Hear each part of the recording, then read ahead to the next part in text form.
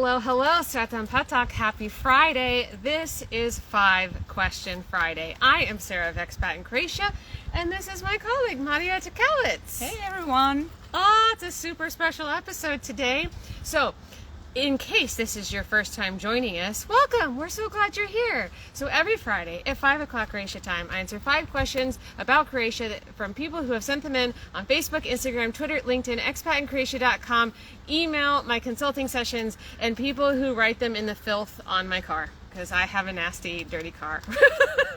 What does that mean? It's pretty, but I like to off-road, and that is why. So let me tell you about what it is that we're doing here today. So we are in Sisak, Croatia. Sisak is about 40 minutes south of Zagreb. Yeah, or 50 maybe. Yeah, 40, 50. Something like that, yes. So we are here for a couple of reasons. So one, the G2 conference, hence these nifty little lanyards that we have. Yeah. So the G2 conference is an economic conference to talk about opportunities in Croatia for investment, for entrepreneurship, for community development. So we have been at this conference yesterday and today, and it's been super fascinating. We have a lot to share with you. I've already been kind of dropping some quotes into our stories today so that you can kind of get a little bit of an idea of the sound bites that are happening at this conference. But it's been, I go to a lot of these conferences. If you've been following for a while, you know that. This one is a little bit deeper. It really kind of goes into the meat of all of the opportunities that are available in Croatia. You know how I am with mosquitoes. I have like 3 layers of spray on, so does Marija, and yet we are still being eaten. So I may flinch a few times. Yes, I think they've already gotten me on my neck. Anyways, back to the topic. The other reason that we are in Sisak is because we wanted to see this area and explore it. So we spent a couple of days with Zvonimir over at the Sisak Tourist Board. He took us all around the city.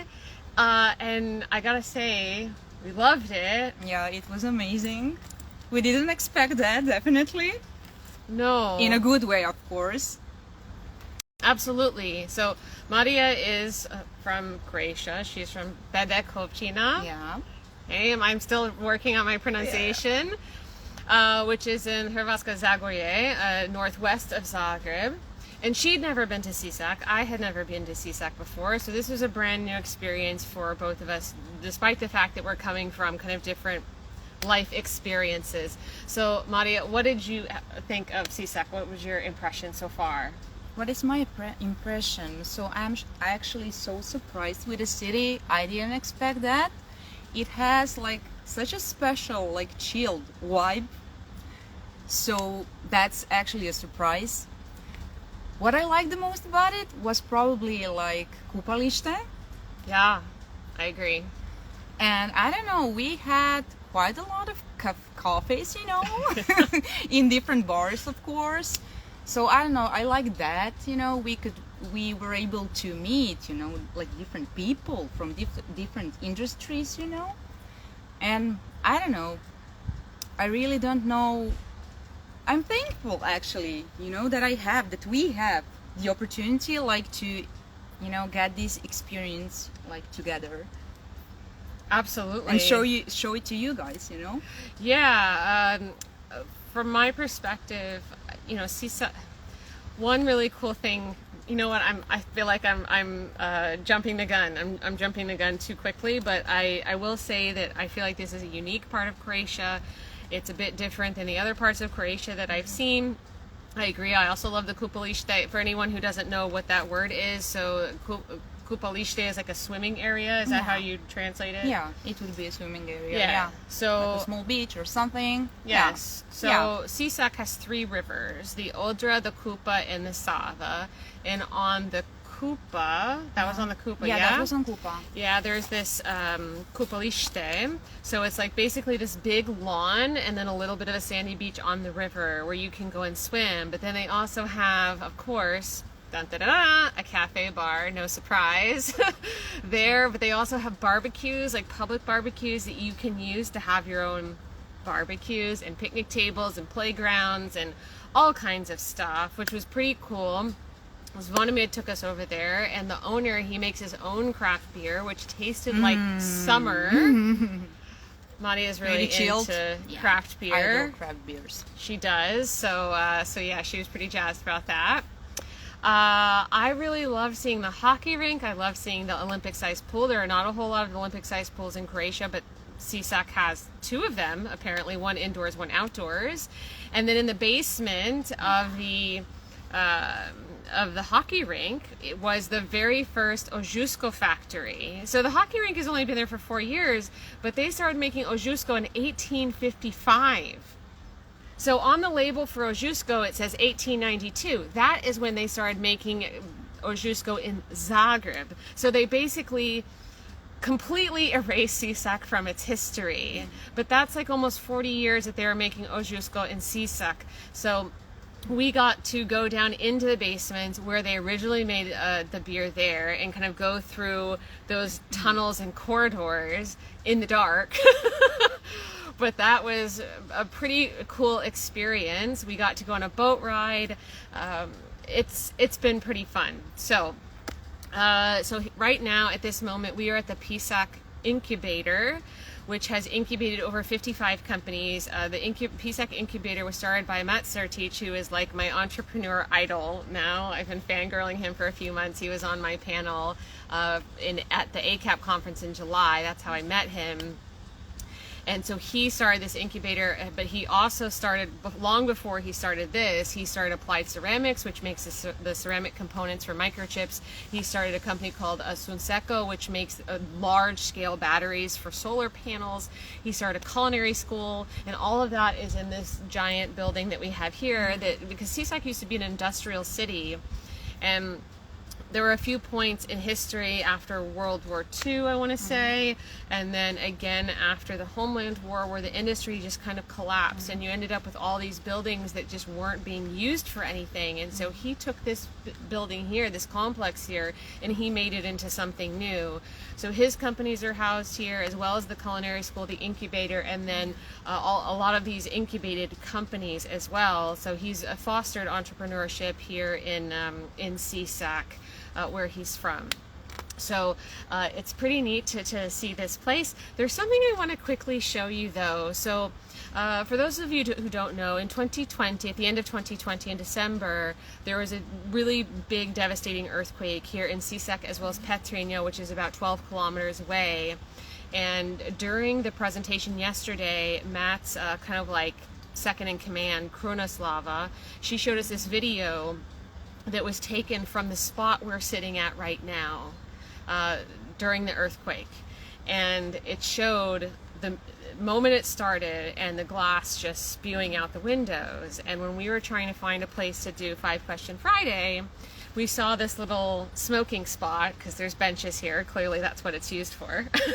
And I was like, wait a minute, this is the spot where that video was filmed, and the glass is still all here. So I'm just gonna quickly show this to you. You have to do it. Yeah, and there's something on my lap. So I'm gonna jostle you a bit for a moment. I'll be gentle though, I promise.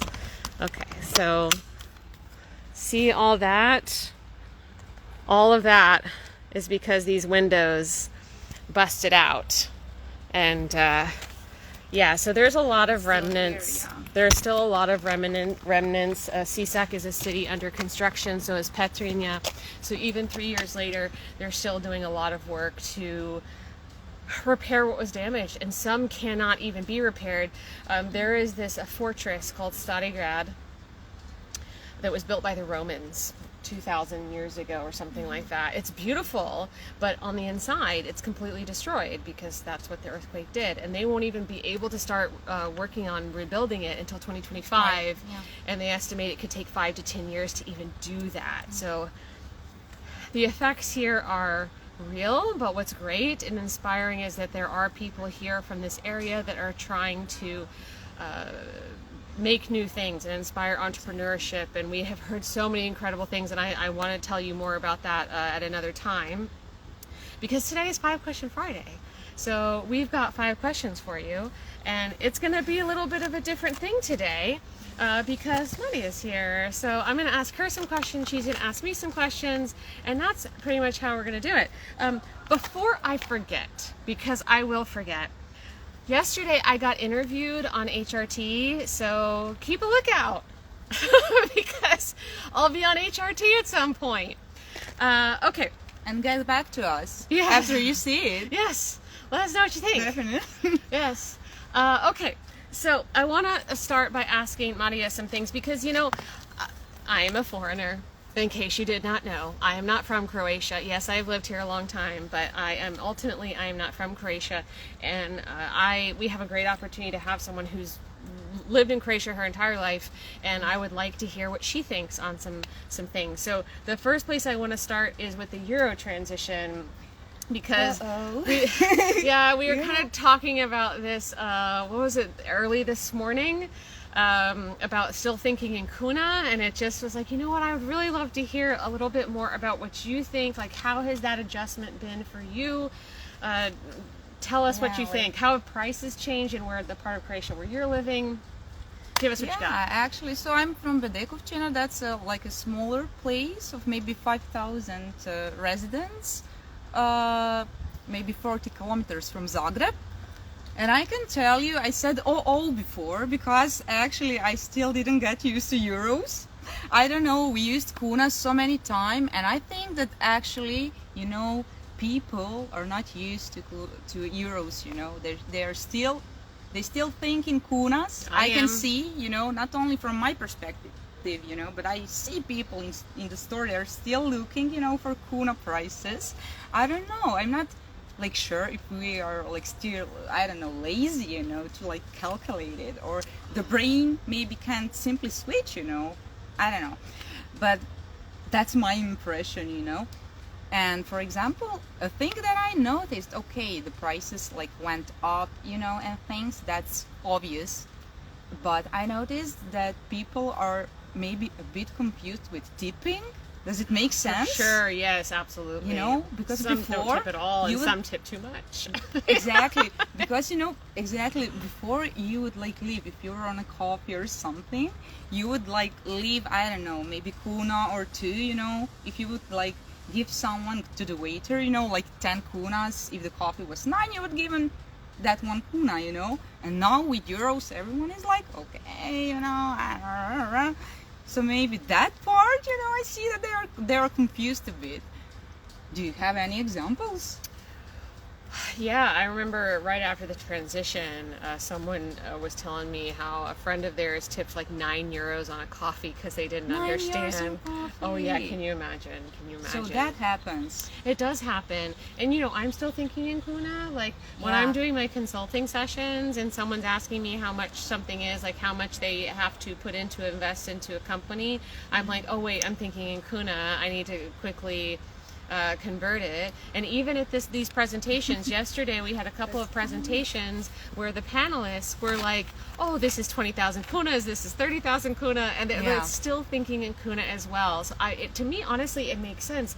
You've been using kuna for what, you know, 30 years. Exactly. It's going to take more than like 9 months for you to immediately switch that habit in your head, because that's what you're thinking. I mean, I had 11 years with the kuna, and I'm having a hard time. I can't imagine how hard it's going to be for people who've been here so much longer.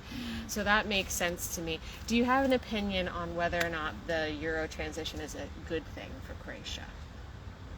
Well, you know, maybe now, you know, at this point, you know, in short terms, maybe it's like a small shock, you know, to everyone, and prices went up, like I said. So that has to be like, you know, a negative part. But I think that in long terms, it should open, you know, like many possibilities, you know, to Croatia. And now we are in Schengen, you know, and things. So I don't know, just we have to keep our fingers crossed, you know, and use that opportunity. What else can we do? Nothing. That's exactly. It is what it is, guys. We've got a comment from our good friend Michael Freer. I don't feel good leaving 20 cents, but I didn't mind leaving 1 kuna. Yeah, I know what you mean, right? I totally get where you're coming from. Hey, Michael. Yeah. Hey, Michael. Okay, so as I understand it, you have a question for me. Yes. Yeah, actually, I want to ask you, I hope, one interesting question. So, since you have been traveling, especially lately in Croatia, so much, you're all over the place, I don't know where I am. which is half the time. awesome. Which is awesome. What do you like about it the most? Or maybe what would you say? What's the positive okay. thing? The positive thing, okay. Yeah. What I really like the most, and this is something that's been on my mind quite a bit lately, because I think we all think about Croatia as this small country. Croatians call it a small country. Foreigners call it a small country. Probably the world, anyone who knows what Croatia is, calls it a small country. But it doesn't feel that way to me. Croatia is really diverse in like culture, tradition, language, food, but also just like vibration, and the more I travel, the more I'm realizing how diverse Croatia is. Also, even in mentality, in work ethic, all of those things.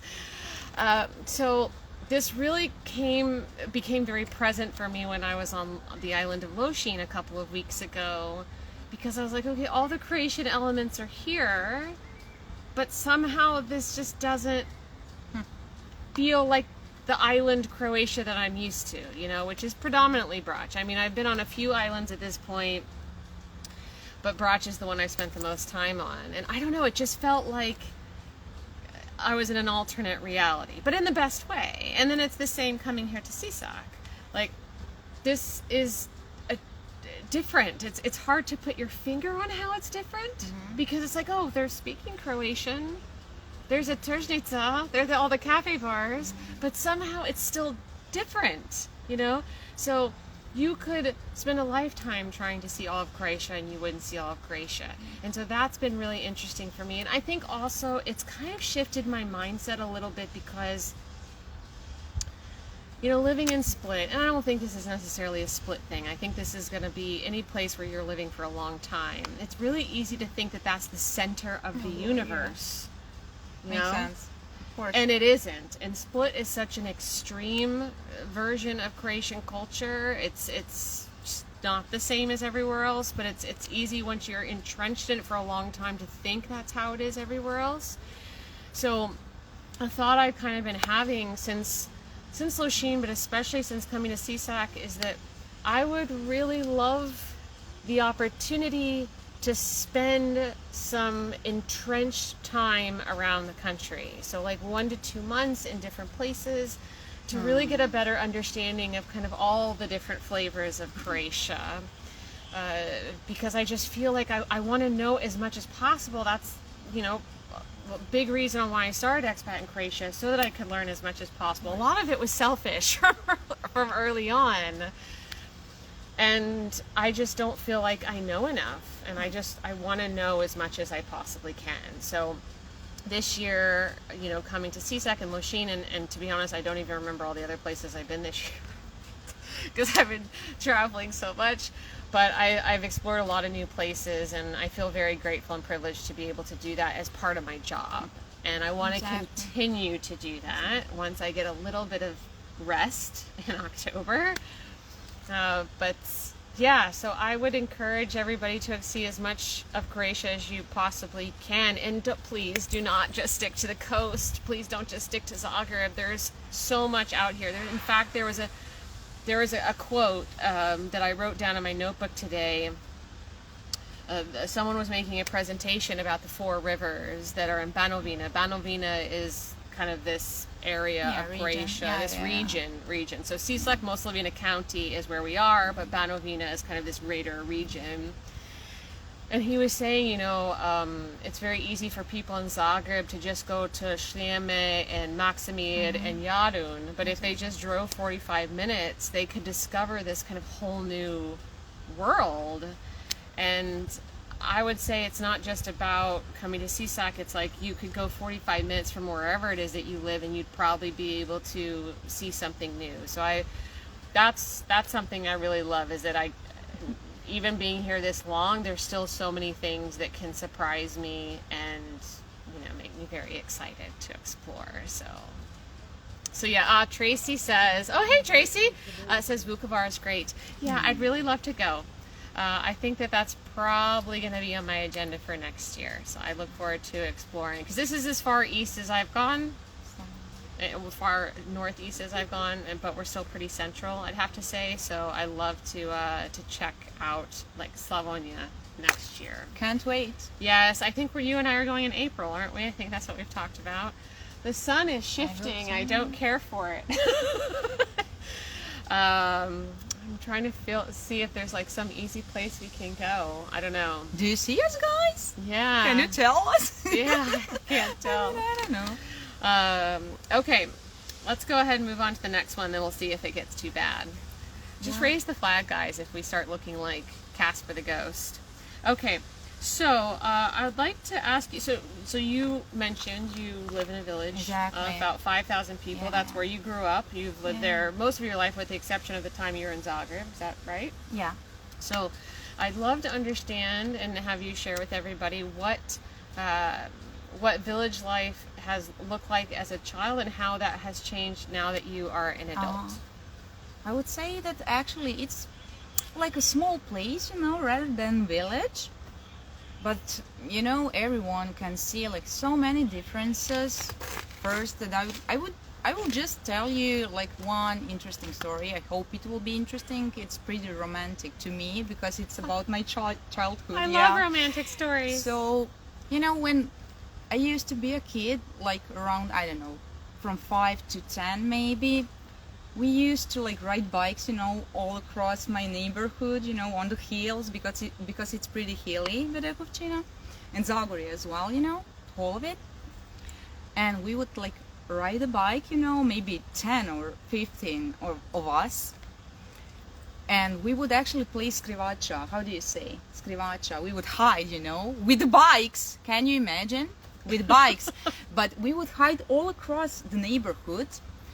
And we would play, in, we at yards, our neighbors would let us hide in their yards and play, everyone could go everywhere, people were like totally open and kind, and everyone knew everyone, And for example, now you can simply see that people and children, especially children, are not outside anymore, They don't play. They sometimes play in background, in the play yards, But that's a sad thing, because I spent my childhood outside, and that's the biggest beauty. That's the biggest beauty, and that's important when raising children. And nowadays, I think that, they're spending too much time, of course, on the computer, and screens. And that has to be one of the reasons, of course. But it's sad to me, That is quite a big difference, Absolutely. I think that's a trend everywhere, and it's no shock that it would also impact Croatia as well.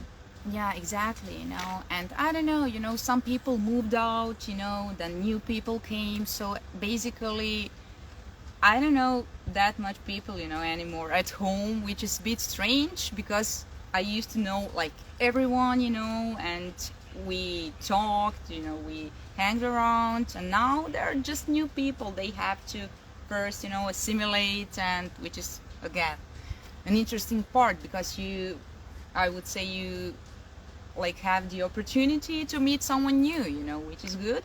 Absolutely. So that may be, and you can see that like before, people would grow like a lot of corn. Nowadays, it's not happening because before they had chickens, and pigs. They used to feed them with corn. Yeah. And nowadays, I mean, everyone had corn fields, before. Nowadays, there are still corn fields, but like they're not that often. So there are not chickens. People don't, have chickens anymore, or pigs, So I would say that's like the biggest difference, Those are pretty substantial. you know, if you compare it, like, that's like just a period of like 10 or 15 years, you know, maybe 20, not a lot, but It's a big difference. yeah, it's a huge difference. So I'm trying to remember something else, but I think these things are obvious, like to anyone, you know, who live there, you know. Absolutely, and we've had some people comment saying they also had that similar childhood where they were out all the time and playing, but it definitely has evolved. I mean, I grew up in a house next to my grandmother, which is actually a very Croatian thing to do. But so whenever I have gone back to the States, I mean, she's passed now, but when she was alive and I go back to the States and I go visit her, you know, it'd be like next to the house I grew up in, and my brother and I would always play in the neighborhood with the other neighborhood kids, but every single time I go back, I never see any kids on the street ever. Nowhere. It's like a dead zone. A bit, it's terrifying, I would say. Yeah, absolutely. We had one comment, it's going to create a leadership crisis in the future. Yeah, absolutely. The outdoor games create natural leadership quality. Yes. Yes, 1,000 times yes. That's true. That's absolutely true. Alrighty. Anything else to add? That would be it for now. At least for now, you know. Okay. I could talk about many things, but, you know, I think that these are like, you know, the most obvious, you know. For sure. Absolutely. Yeah. Okay. It's your turn now. Yeah. So my question is actually related to products, you know, that you like the most. Like, are there any products, like from outside of Croatia, from America or anywhere else, that you miss, that you can't buy in Croatia? Is there something? Like a practical question. Fewer and fewer. Wow. Yeah, because the reason I say that is like in the first couple of years, it's like, oh my god, I'm missing Q-tips. Q-tips was a big thing for me at the early start because I clean my ears, and Croatian Q-tips don't have enough cotton on them, but American Q-tips have a lot of cotton on them. So I would bring back Q-tips. May seem like a weird thing. Crazy. Yes. And there were other things I can't remember, like hot sauce. I would love to bring home macaroni and cheese, like Kraft macaroni and cheese. That's like a comfort food of mine. I'm trying to think what else. Sour Patch Kids, which is a candy that just makes me sick whenever I eat it, but oof, hurts so good. I don't know. There's a few things, but then over time, I just was like, I'm spending so much money for extra luggage fees, and I live here now. I plan to live in Croatia the rest of my life. I don't want to continue to rely on these things in the States that I know I can live without. I do not need them. Like, I was used to having them, which is why for a long time I was like, oh, I got to bring these things over. But I really don't.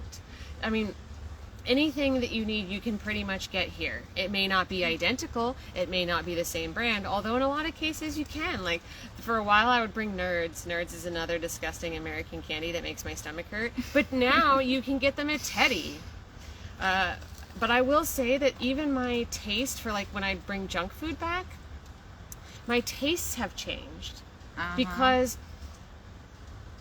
apologies America, but I'm going to be real blunt right now. You put poison in your food. And one of the benefits of the European Union is that it prevents poison being put in the food. Yeah.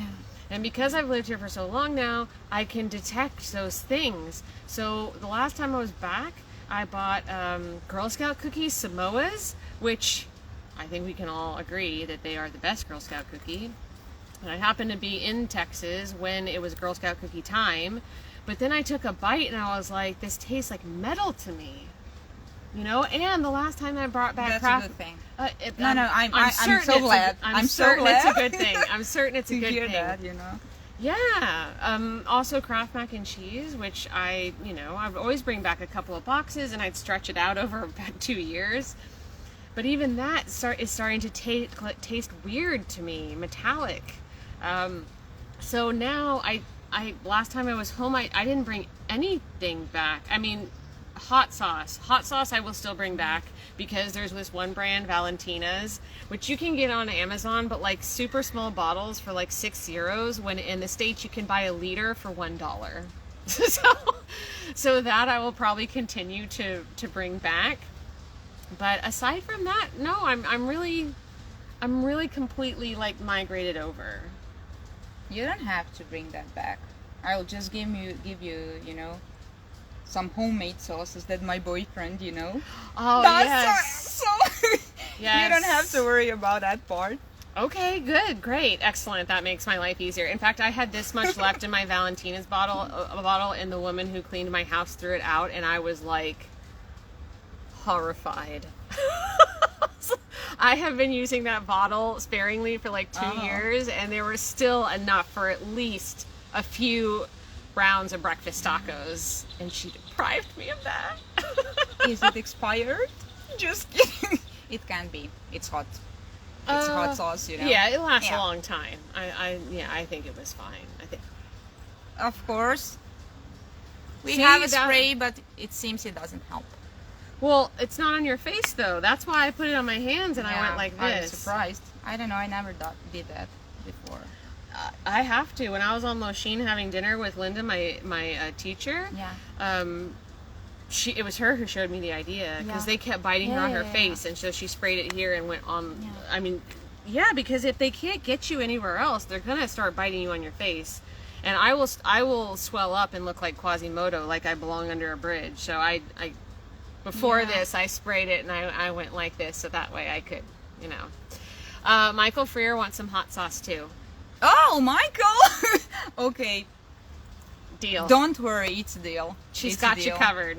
We have some with cherries, mangoes, all homemade, avocado. Every year there are different sauces. We have to try. Just being creative.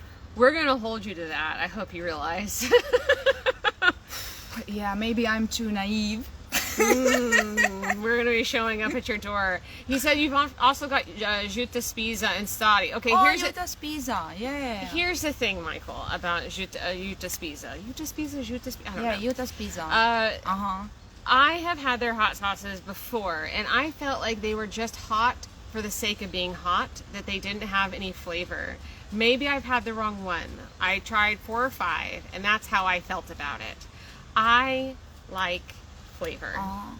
I mean, I'm totally fine with something that is like, I'm going to be really crass and crude right now, but blow your ass out hot. I'm totally down with that. I love hot stuff, but I don't want it to be hot for the sake of being hot. There has to be a flavor attached to that heat.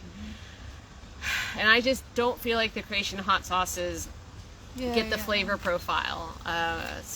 But Michael, if there's one that you know, please tell me, and I will try that one. Which, by the way, I met someone from Castel Novi here at the conference. She's fantastic. So heads up, I met one of your people.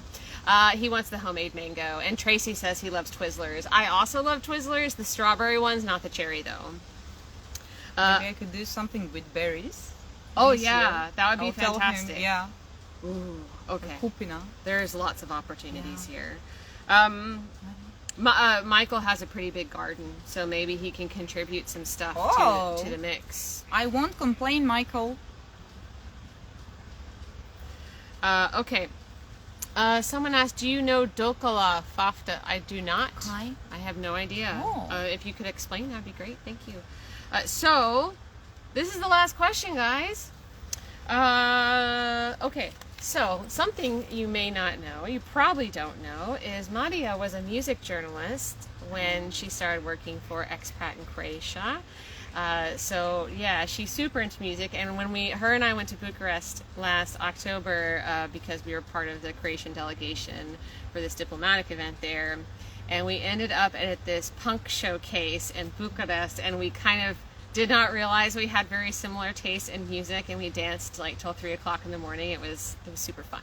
So today I wanted to ask her, because there's actually a show tonight in Sisak.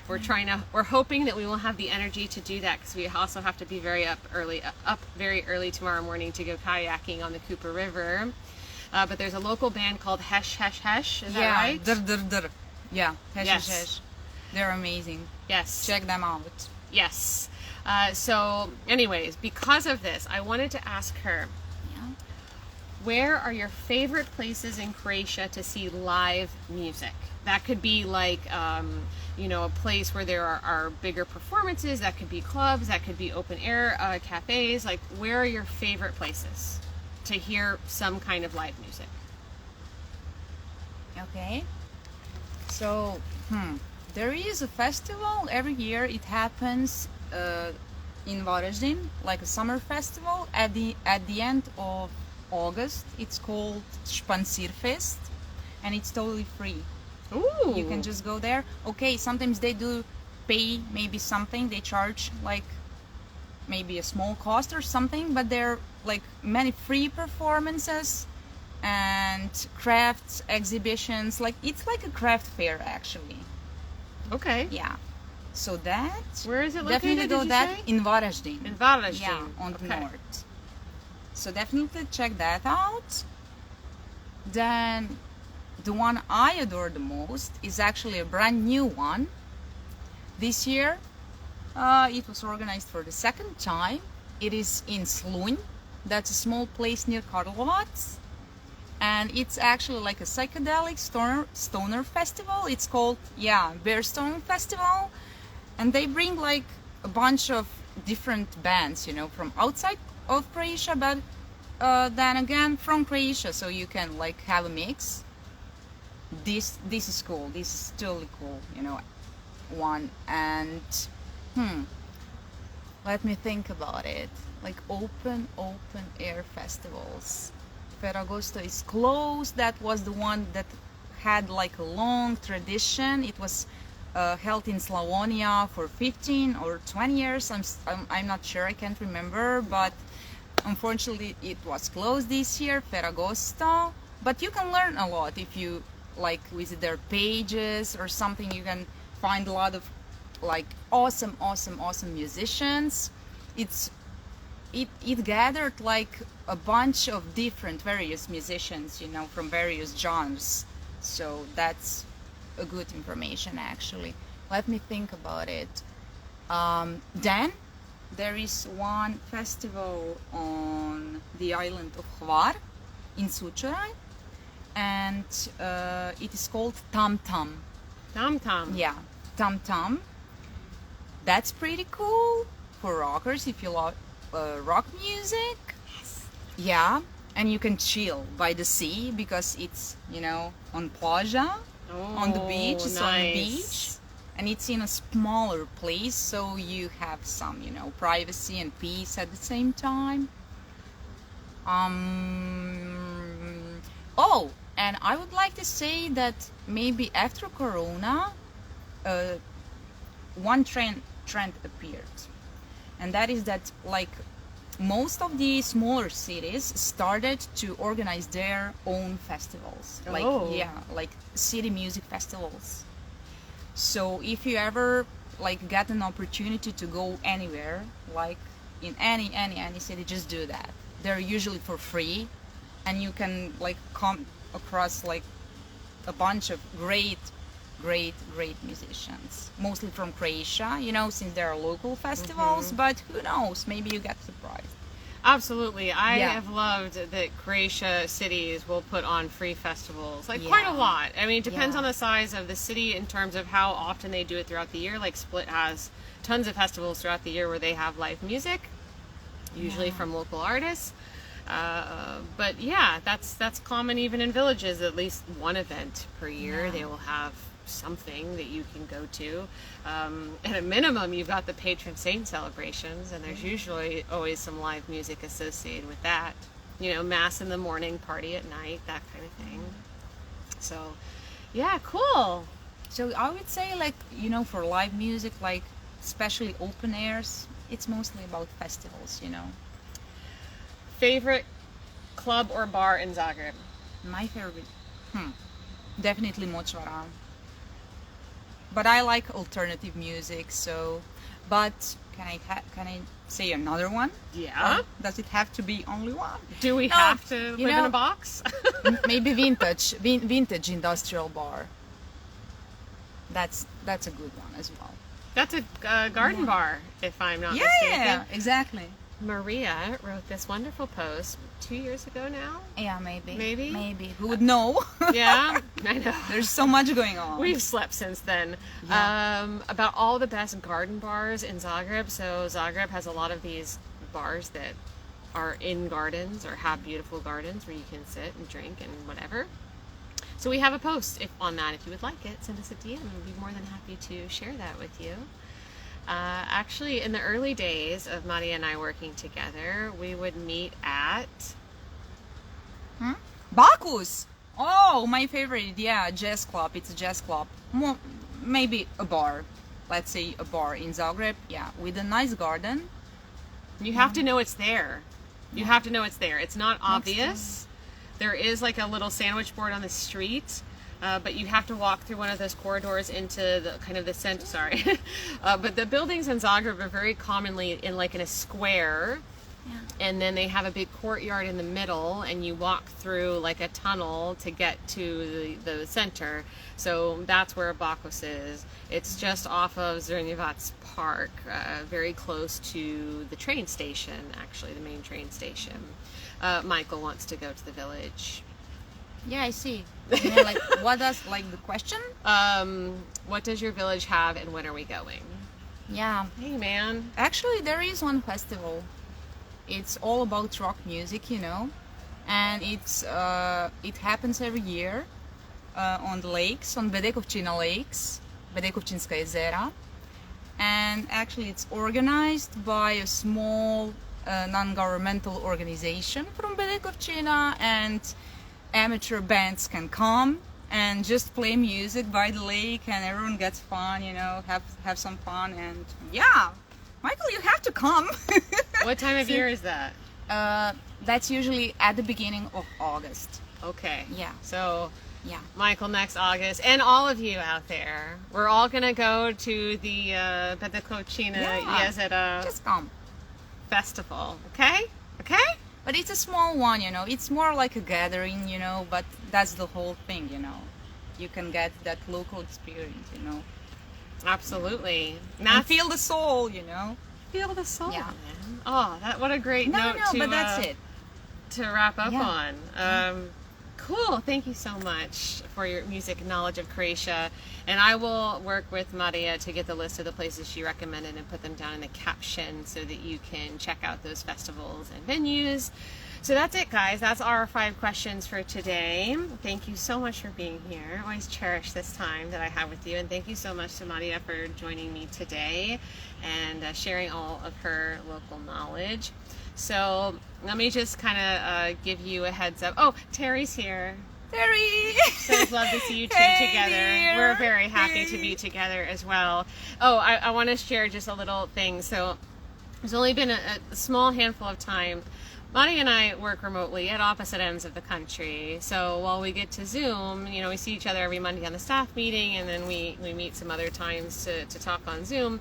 We don't get to see each other in person that much, but we have traveled with each other, I don't know, a few times now. And every time there's some kind of crazy thing that happens. There are multiple crazy things. So on this trip, I waited way too long to book accommodation. So when I went to finally go book it, there were like 5 things left, and one of them was this cabin in the woods at the top of a mountain, which I've been posting pictures all week from this cabin in the woods on top of a mountain, but on top of a big hill, let's put it that way. And I thought this was going to be a great idea. And I maintain, I think we can agree that we're both very glad that we are staying there, but it came with its own set of complications. So a few days before we checked in, the owner was like, okay, well, they're doing some construction, so they're going to turn the water off every day during the day. I'm like, okay. She's like, well, she left these big balls of water just in case. In the end, they never shut off the water. They shut off the electricity. So that's been super fun. So that it's been going off at 8 o'clock every morning. And so we can't really leisurely have a morning. Like, I've been getting up early so I can, you know, make myself look like this before the clock strikes 8. And then this morning, by 8:02, everything finished, and they didn't turn it off. And so I got overly confident, and I was a bit too leisurely about steaming out my dress. And then, boosh, the lights went out, and I had to change. But that's been fun. And also, I didn't quite understand like how long down a rocky road I'd be driving, but I don't mind, because I love off-roading in my SUV Isabel. I take her everywhere. But I had like this thick layer on the tires of like mud and rocks because it's just like it's real true off-roading. But we've loved it. It's like 35 minutes outside of Sisak, so we have a bit of a commute, but it's the most beautiful drive ever, because we're zigzagging through the mountain, and then we get to go through these really forested, beautiful hills and cornfields, and it's been a pretty cool experience to do that. I love driving through the hills. I enjoy it very much. So what's happening next? So we still have more of the conference, so we got to go back up to the 5th floor and finish that out for today. And then there's a dinner after that, and hopefully we will make it to the rock show. And then tomorrow morning we are going kayaking on the River Kupa, and then we do a boat ride on the River Kupa, and then there's a lunch, and then that's the end of the conference activities. Marija goes back home to Bedekovčina, and then I'm staying here through Sunday, and I'm going to be taken around by Matt Sertich's daughter, which I'm pretty excited about, on Sunday, and then I will head off to Zagreb. So I'm in Zagreb this week, meeting with a bunch of people, including the National Tourist Board. And also there's the 25th anniversary of the American Chamber of Commerce in Croatia. That's happening on Wednesday, so I'll be attending that event. In case any of you will be there, please say hi. And then finally, on next Friday, I'm driving to Jaska. So probably picked up on the fact that Cam, the newest addition to the Expat Croatia team, is living in a village outside of Jaska. So she posts a lot of stuff to our stories from her village. And I will be going to Jaska next Friday to spend a day with her, and she will be on 5 Question Friday with me. So if you have any questions of Cam, send them through. And, might cover that on next Friday. Otherwise, if you just have any kind of Croatia question at all, send them through. I love answering questions. So it will be back to our regular format, not this Friday, but the Friday after. But I'm so glad you got to get to know Marija a little bit more, and next Friday you'll be able to get to know Cam a little bit more. And that's it, guys. That's all there is. So thank you so much for being here. Thank you so much for being here, Marija. And this has been 5 Question Friday. If you're just joining us and you missed it, don't worry. Don't despair. Please don't cry. I will post a replay of this in our profile momentarily, and then you can watch it from the very beginning. So, vidimo se. Ciao. Love you guys. Yes, Mwah. bye. Ciao. Ciao. Ooh, what am I doing? There we go. Bye.